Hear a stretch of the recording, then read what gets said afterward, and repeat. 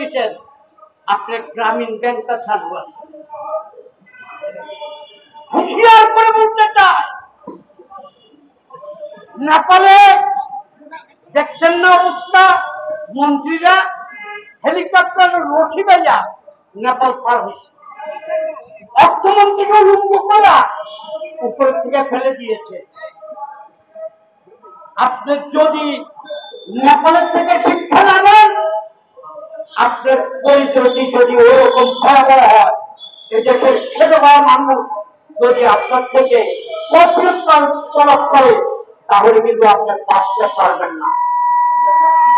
তাই আমরা এর আগে বিক্ষোভ মিছিল করেছি, আমরা আপনাদের সাংবাদিকদেরকে দিয়ে প্রেসের সাথে কথা বলেছি, দেখলাম ইউনূস সাহেব কোন কথা তার কানে দিয়ে যায় না।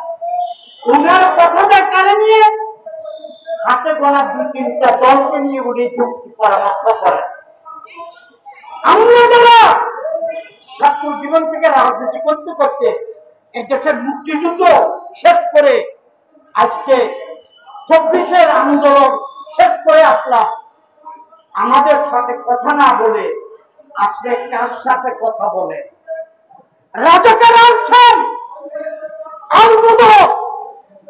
যারা মুক্তিযুদ্ধের সময় আমার 30 লক্ষ লোককে হত্যা করেছে, 2 লক্ষ মা-বোনের ইজ্জত ছিনিয়ে দিয়েছে, গণিমতের মাল বলে তারা বাংলাদেশে দাঁড়াচ্ছে। কত বড় সাহস এই রাজাকারের বাচ্চাদের!